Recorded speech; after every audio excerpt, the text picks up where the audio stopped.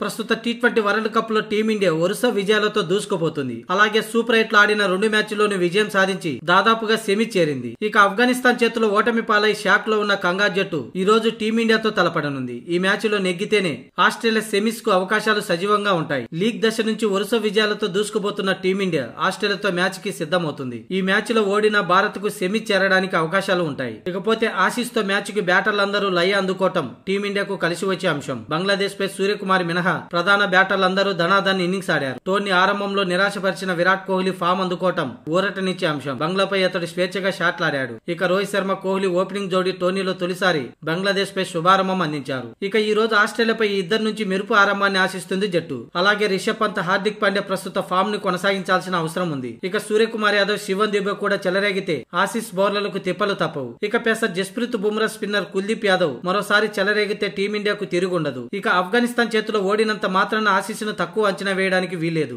ఇందులో గెలిస్తేనే కంగారులకు సెమీస్ అవకాశాలు ఉండడంతో మ్యాచ్ హోరాహోరీగా సాగడం ఖాయం. ఆసీస్ ఓపెనర్లు ట్రావిస్ హెడ్, డేవిడ్ వార్నర్ మంచి ఫామ్ లో ఉన్నారు. వీరిద్దరు దూకుడుకు భారత బౌలర్లు ఆరంభంలోనే అడ్డుకట్ట వేయాల్సిన అవసరం ఉంది. మిడిల్ ఆర్డర్ లో స్టోయినిస్ అదరగొడుతున్నాడు. అతడు బంతితోనూ రాణిస్తున్నాడు. మ్యాక్స్వెల్ ఫామ్ అందుకోవటం ఆసీస్ కు కలిసి వచ్చే అంశం. ఇక Pat Cummins, Mitchell Stark, Hazlewood తో పేస్ విభాగం పటిష్టంగా ఉంది. కమిన్స్ ఇప్పటికే 2 సార్లు హ్యాట్రిక్ సాధించి జోరు మీద ఉన్నాడు. ఇక స్పిన్నర్ ఆడన్ జంపా బౌలింగ్ లో భారత బ్యాటర్లు జాగ్రత్తగా ఆడాలి. అతడి టోర్నీలో ఇప్పటి వరకు 13 వికెట్లు పడగొట్టాడు. అలాగే టీ20 ప్రపంచ కప్ లో ఆస్ట్రేలియాపై భారత్దే పైచేయి. ఇప్పటి వరకు పొట్టి ప్రపంచ కప్ లో ఇరు జట్ల మధ్య 5 మ్యాచ్లు జరగగా టీమిండియా 3, ఆసీస్ 2 మ్యాచ్ల్లో నెగ్గాయి. ఇకపోతే ఈ మ్యాచ్ కోసం టీమిండియా ప్లేయింగ్ 11 లో ఏమైనా మార్పులు ఉంటాయా అంటే ఉండవనే సమాధానం వినిపిస్తుంది. ఒకవేళ పిచ్చిని బట్టి జడేజా స్థానంలో సిరాజ్ ను తీసుకునే అవకాశం ఉంటే ఉండవచ్చు. కానీ లేదంటే యథాప్రకారం సూపర్ 8 లో గత 2 మ్యాచ్లు ఆడిన ప్లేయింగ్ 11 తోనే ఈ రోజు ఆస్ట్రేలియాపై కూడా బరిలోకి దిగనుంది. ఇక ఆస్ట్రేలియా కూడా ప్లేయింగ్ 11 లో ఎటువంటి మార్పులు లేకుండానే ఆఫ్ఘనిస్తాన్ చేతిలో ఓడిపోయినప్పటికీ అదే టీంతో ఈ రోజు టీమిండియాతో బరిలోకి దిగే అవకాశం కనిపిస్తుంది. ఇక ఈ మ్యాచ్ గెలవడంపై రోహిత్ శర్మ చాలా